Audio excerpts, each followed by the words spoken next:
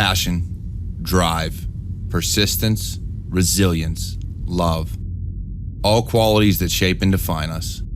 Join the Cyber Warrior as he helps shape your path. This is Walk With Me.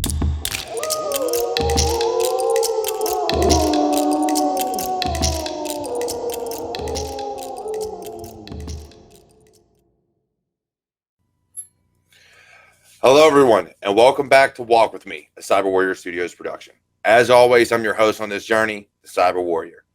Now, today we are going to be talking about patience, something that, well, is very vital if you're going to really succeed, or at least enjoy life, even then.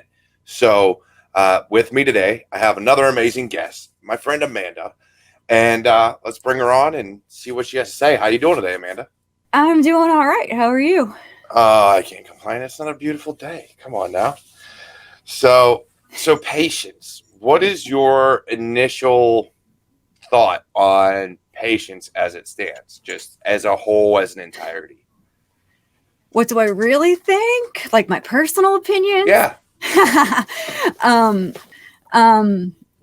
Patience is definitely a vital anything to life, really. It's I would say probably one of the hardest lessons I've ever had to learn in my life, and even just in my spiritual path. Patience was that pill I still struggle with sometimes, but like I've said before, it's either I have the patience of a saint or none at all.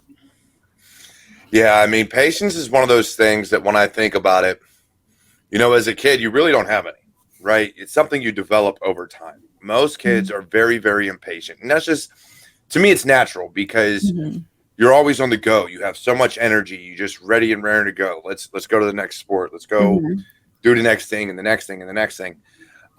Whereas as an adult, you have to kind of learn that patience because you understand that not all things are immediate. Yes. So do you think it is becoming harder to learn patience with the immediate gratification of society these days? Oh, for sure. For sure. And I know I've seen my own patience kind of drop myself with getting used to Amazon, having that instant gratification of getting something. And I think that kind of shows when Amazon changed a lot of their shipping policies, then it started taking longer and everybody freaking out about how long something was taking. It's like you used to get it in a day or two. Now you're having to wait 3 to 4 to 5 days, and it's just sends everybody, myself included, into a tizzy. Yeah, I mean, even to this day, though, they do still ship some things out depending on where you're located. If there's warehouses in the area and they have it in stock. Yeah. I have noticed I'll order something, I don't know, at noon, and by 1, it's all right, it's shipped, it'll be there tomorrow, and you're like, what? Yeah, I've had I get it so quick. I've actually had a same day delivery before, that. Oh, nice. Blew my mind. I was like, what? But then at the same time, I had funniest story with something ordered from Amazon. It actually shipped from somewhere that I could have driven to this warehouse in 30 minutes. And I watched it took a week to get here, and I watched the shipping. It went to the post office, went to New Jersey, came back to the original post office, went to Pennsylvania, came to another town near me, and then to my post office. I was like, I could have driven there in 30 minutes and picked it up. I had okay. Yeah. Yeah, that's see, it's funny though, because my wife for either Christmas or one of the holidays or my birthday or something, she ordered me an axe, and it was, it's engraved and all that stuff. And it was supposed to be from New York. And I mean, I assumed, okay, whatever. Somehow at one point it was over in Germany. She was like, this was supposed to be here 5 days ago. I wonder where it's at. Why is it in Germany? It went sightseeing. So it definitely got out there. But yeah, I think shipping is one of those things that you're right, especially as adults, where we're noticing that, like, even I do, like, if something says, if I get a notification that's like, oh, your order has shipped, and all that means 9 times The out of 10 label was is created. the company created the label to then take to the post office or whatever. It might not even be done being made, whatever it is. But guess what? We created a label, so now it is shipped. We're going to say it's going to be there in a week, and then it doesn't actually get to, UPS, a post office, or something like that for like another 3 or 4 days. Yeah. Yeah. And like as soon as you get your item has shipped, you're like sitting there peeking through the blinds. Is it here yet? Oh man, UPS is so UPS has 2 different types of shipping that I get from them. Some of them I can see every single movement, every stop along the way, and others I don't get anything other than it's shipped. Yeah. And that's another one where I get very impatient when I can actually see the truck and where it's at, especially where I know it's on my street, and then I check like 15 minutes later and it's like 2 blocks over or like on a completely different street somewhere. And I'm like, what the heck happened? You literally drove by my house to go here. How did this? And it's because of their system. Like, they are not allowed to deviate. Oh, if I know. The system says, go here and then go here. Guess what? If you don't do that and you stop along your route, which would make it easier and quicker, you're going to get in trouble. I used to deliver for Amazon, and I think my last shift ever doing that job, I noticed about 3/4 of the way through my day that I drove in a giant spiral all day. My first house and my last house on 200 plus stops were right next door to each other. Wow. I was so done. I was like, I'm done. I'm like, I'm not coming back. Between the mental breakdowns from the Pittsburgh traffic and oh man, and those big old vans, I was like, I'm done. I'm done. Here's your job. Here's your keys. Bye. Yeah. And it's funny, we talk about shipping, and one of the other things that I think has really been a detriment, and it's good and bad, but I think social media and reels and Vines and TikToks and everything else have made it so much worse, because now when you look at even the marketing aspect of videos or trying to grab people's attention, they even tell you, if it doesn't change every 5 seconds, if you don't move, if you don't do something, if you don't see this slight shift to reactivate your brain, all of a sudden you're like, oh, let's just move on. Yeah. And it's like, I've never been that way. I honestly, videos like that bug the crap out of me when it's like, stop, go, stop, go, stop, go, stop, go, stop, go. Like, it just messes with my head. And so for me, I think it's the younger generations where it's like, if I don't get everything I need in the first 10 seconds, I don't want to see it. Yeah. I'm done. Yeah. It's like, I need some shifts, but that constant, like my ADHD brain, I'm like, what am I supposed to be focusing on right now? And if I can't regain it back within like a very short period of time, I'm like, okay, I'm done. Next. And that's why, like, I've tried a few different things, even in my content. I've tried a few different things, like, let's add captions. Okay, they're still kind of dropping off. All right, let's do these little short stops and everything. I think it's just me personally, because I don't market the way other people do, right? I don't have just one niche. I do a few different things. Mm-hmm. So whatever, it is what it is. But I do, even if someone sees a video, if it's not every like 3 to 5 seconds that you're stopping and going, they move and they're gone. Yeah. And I think that has a lot to do with the immediate gratification of, we have to see this now. We need it now. We got to get it now. Everything has to be now. And I don't know. I think that's going to be a huge detriment going forward, because even when we look at society and the length of time it's taken society to kind of make changes and do things better and fix things along the way, now you've got people that are we're at a point with this that everybody's trying to change everything immediately. Mm-hmm. And you can't do that. A brain does not work that way, because then you end up, A, making a lot of people mad, and B, you are trying to change what has basically become human nature overnight. And you just can't. It doesn't work that way. And I think that's kind of the problem we're seeing right now, is people want immediate change. And it's like, no, this needs planned, this needs phased in, there needs to be these different things. And it's not working out that way. Yeah. And that's That was actually something that, especially more recently, that I've really grasped that concept. And like some of it has to do with the spiritual path, and like you see how things are happening, but you realize in that moment there's like nothing that you can do, and other things have to happen along the way to make you to be able to do what it is that you need to do. Like you can like, okay, I know that this is what I have to do, but if I do it right now, everybody's going to look at me like I have 4 heads. But XYZ happens, and then I can do what it is that I need to do, and then I have a hill to stand on. Yeah, and that's something that I've had to learn too, because even going through, whether it be my time in the military or anything else that I've done in my life, you know, you have to, you're always going to have a fight. You're always going to have these obstacles in your way and everything else. But if you don't have the patience to analyze the situation and realize, okay, in order to get what I want out of this situation, I need to do A, B, C, D, and E.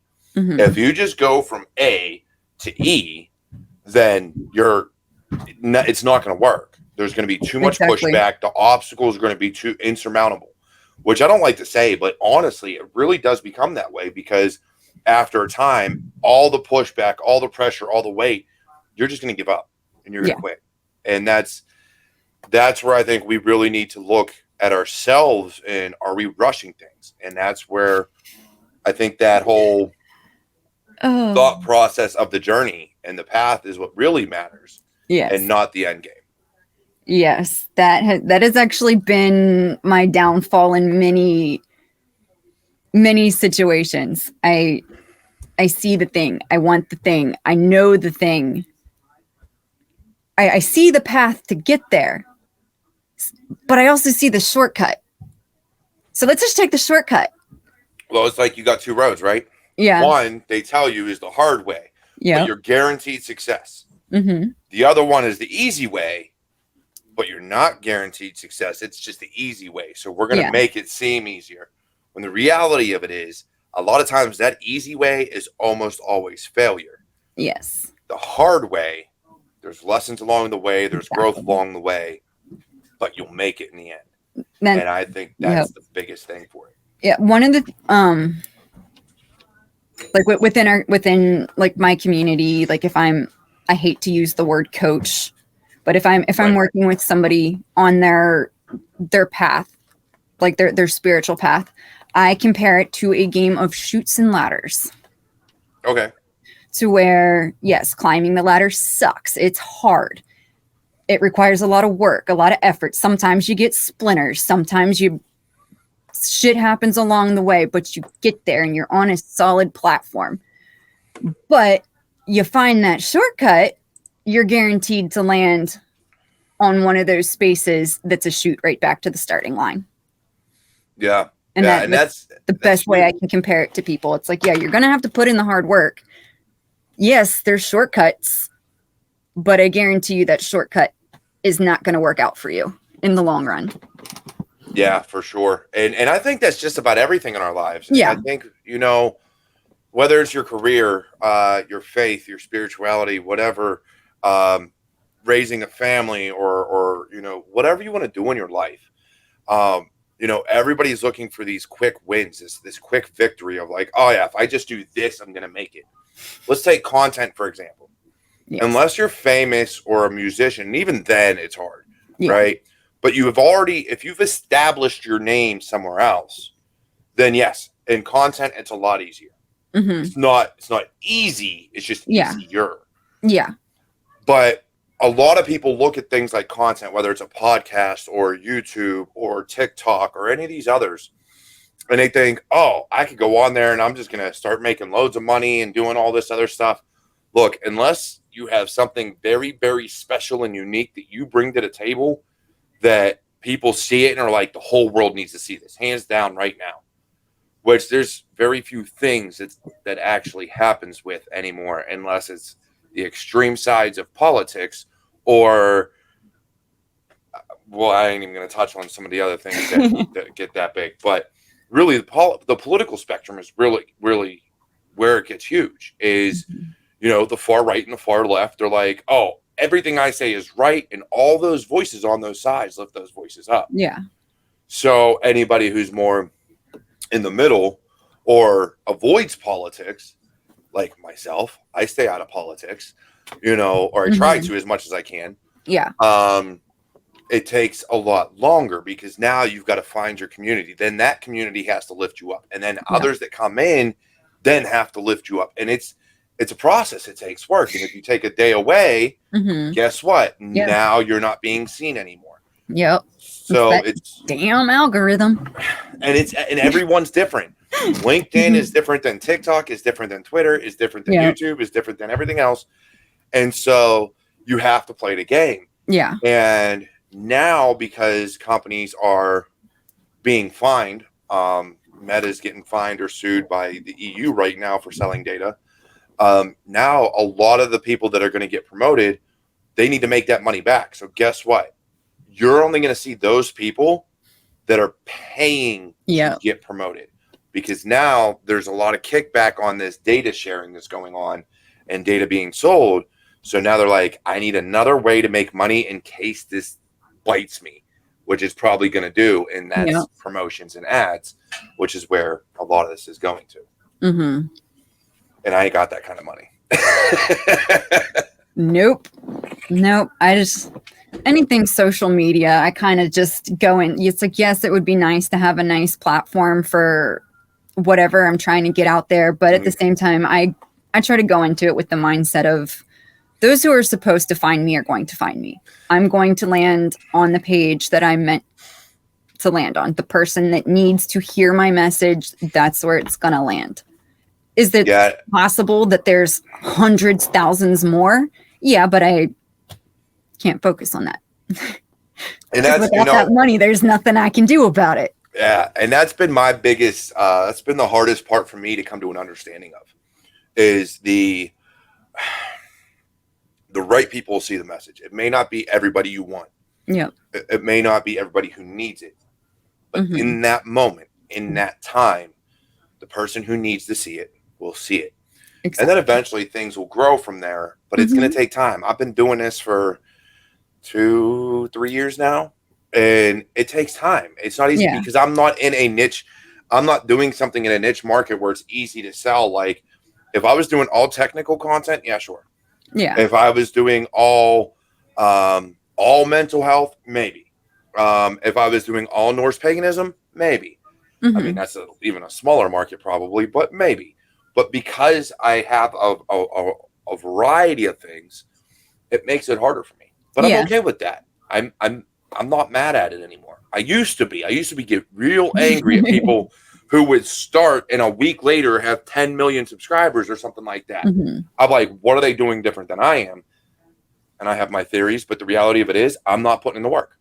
That's what it comes down to. Personal accountability of I'm not putting in the work, and I need to have patience and let it get to where it needs to be. Yeah, that's kind of been my downfall too. It's like TikTok is still something that I'm like, about. I mean, we've had this conversation. I can post pictures. I can talk and act like things like this all day long, but you put me in front of a video camera just talking to the recording, I suddenly have a lead tongue. And I just become, I mean, I'm awkward anyway, but let's just turn up the volume to full volume there. And so that's been one area that I'm like, I'm actually shocked I have what I have on there with how inconsistently I mess with it. Other avenues I put more time and effort into, and I'm more comfortable on those. Just recently tore a lot of them down because I'm kind of tired of spotlights. But I'm the behind the scenes gremlin. Put my face out there when I have to, but otherwise I'm happier behind the scenes.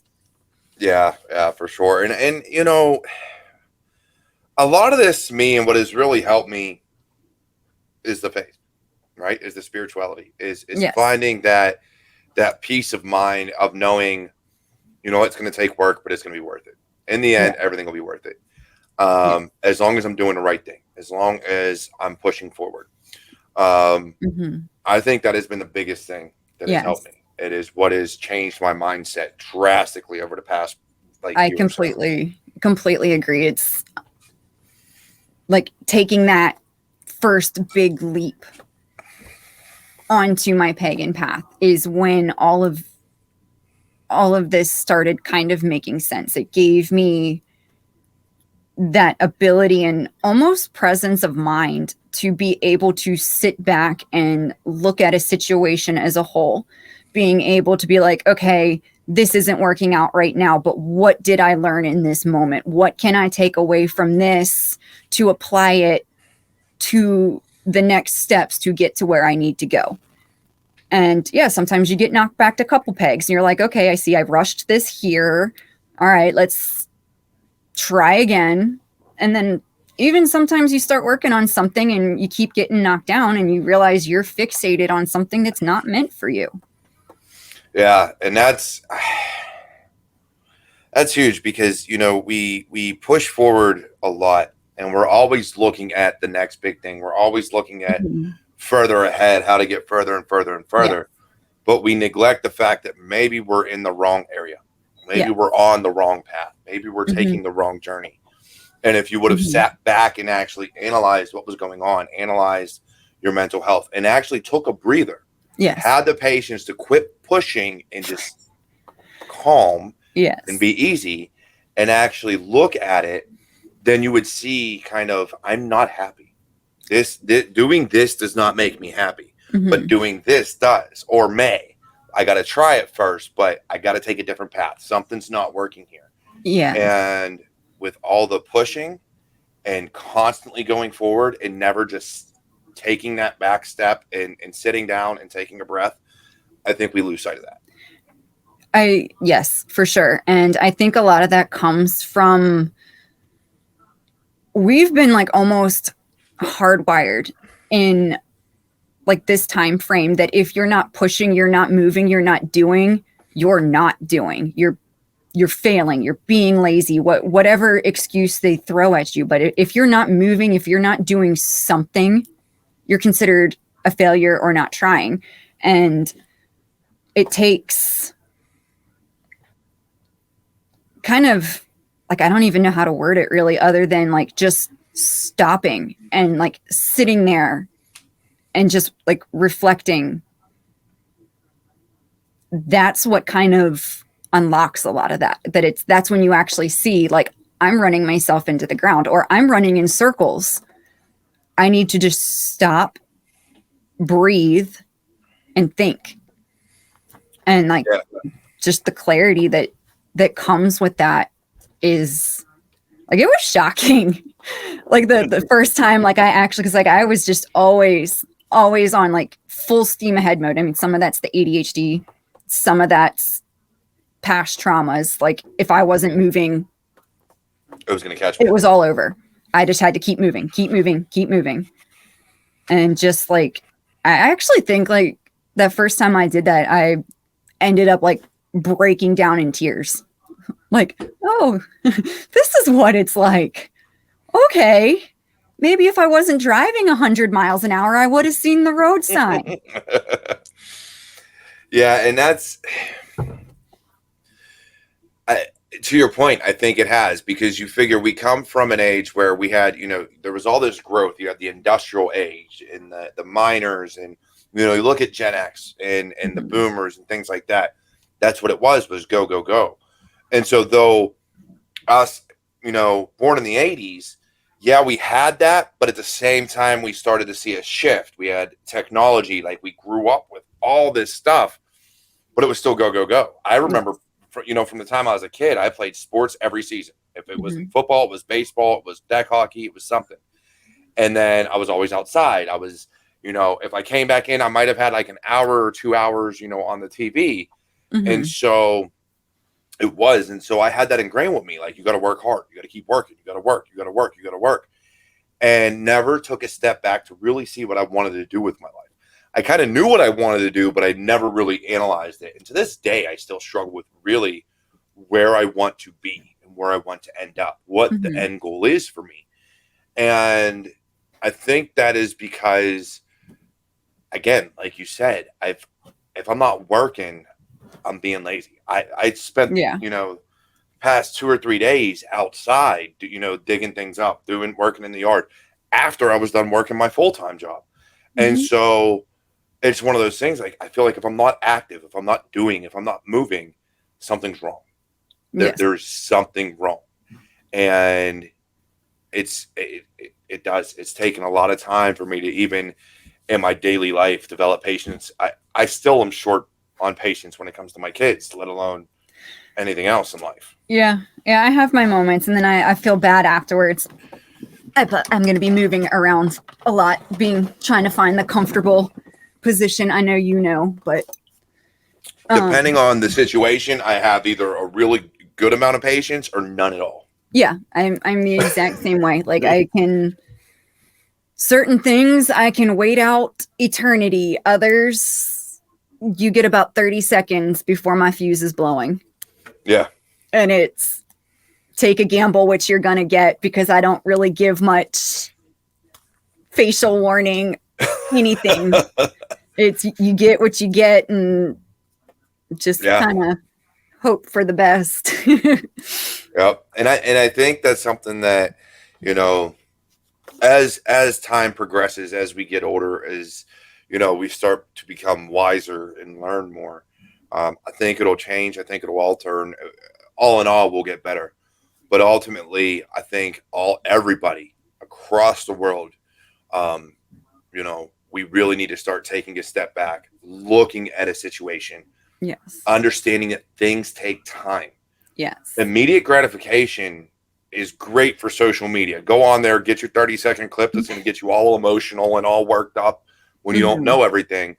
And then, have patience. Yes. Like, in life, quit reacting emotionally, quit, these snap judgments of everything going on, and think things through. Because if we do that, then I think we will become a lot better off as humans and as a society. Yeah. Yeah, and that's one thing I've worked really, really hard. And like, again, some of it, again, comes from past traumas that kind of elevated it, but I've really been able to kind of like hone it in once I've learned patience, is to, like, what a lot of my community members and friends, like, they call me the diplomatic one, because I can just like detach myself from a situation and look at all sides of the story, see what's going on, understand where somebody's coming from, and then kind of give a translation or like a incident report of a situation, and kind of be able to, like, okay, this is where it's going. These are positive signs. This is going well. This is what we need to watch, and so on and so on. And just, if you didn't have patience, like, you can't do that, because you're just like, whatever. React with emotions, but just learning that ability to remove my emotions from a situation has definitely helped. Yeah. And I think, and again, and we're gonna wrap this up here in a minute, but I think that, a lot of people misunderstand when I say, and anybody else says, don't react emotionally. It's not don't have emotions. Exactly. It's think things through logically. Yes. Because a lot of times when we attach emotion to it, what we're going to do, and what someone may see as, offensive, or somebody was saying mean things to me. When you think about it logically, no, they weren't. They were actually giving you their perspective on how they see things. Exactly. And I think that's what we're missing, is that ability to detach those emotions and not think that you're always being attacked. Yes. I actually just had this exact conversation, said that exact thing to somebody a couple days ago. Like, and it's, you're allowed, we're human. We're allowed to have emotions. We're allowed to experience them. We're allowed to react how something makes us feel. Mhm. But don't live there, and don't, or it's best, not saying don't, it's best to not speak until you've evaluated your emotions, evaluated your response, looked at what made you respond that way. And Right. it sounds like a long drawn out process, but it happens like relatively quickly once you get into the practice of it, of like, okay, I reacted this way because it triggered something in me. It wasn't this person specifically. It was a reaction to another situation that has bothered me. Or I reacted this way because this, or it could be this person's a shitty person. It's Yeah. Yeah. evaluate before you speak. Yeah. And I think that's the biggest thing is we're too quick to judge. We're too quick to react and not take a step back. Like, it's okay to be upset. It's okay to be hurt, but look at the intent and look at, is that what was meant? Maybe it was something that was said and, you have trauma or something that no one knows about. Exactly. So by saying something that nobody else would get upset by, now all of a sudden you're upset because of past experiences.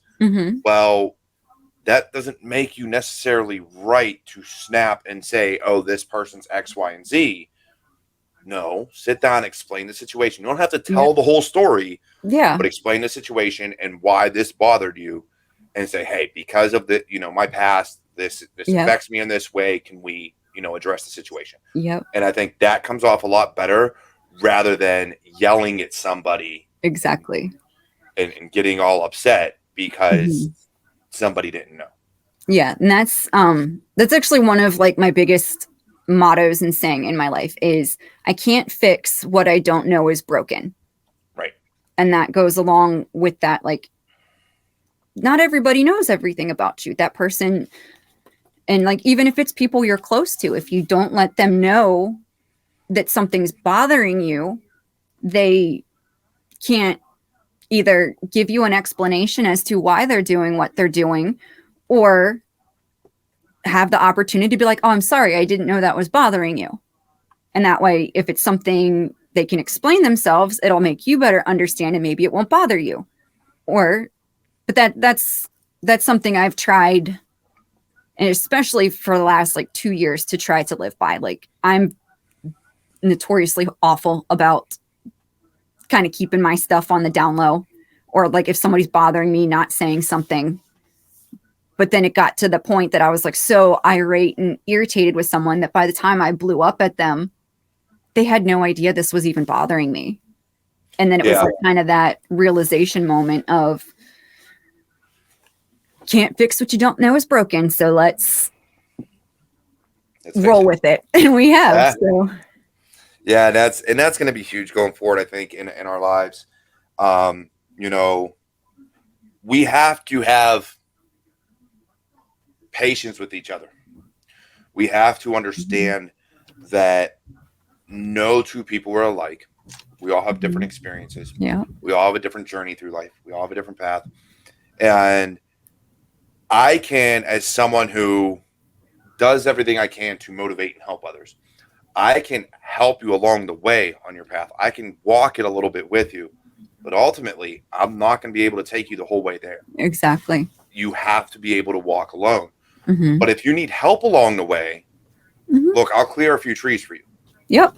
But I'm not going to sit here and cut down an entire forest. It doesn't work that way. So, but otherwise, Amanda, I love having you on tonight. So do me a favor. One of the things I always do at the end of every episode is give out some words of wisdom. Now, whether that's the Havamal or just personal experience or personal advice, something overall, overarching that you think would help anybody out there in regards to patience in life, whatever you want it to be.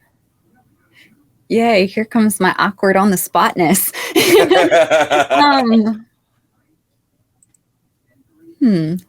Oh, great. Now you make me all big. So it's just me.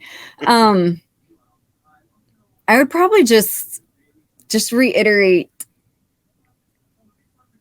the, like where I'd said, like, you can't fix what you don't know is broken.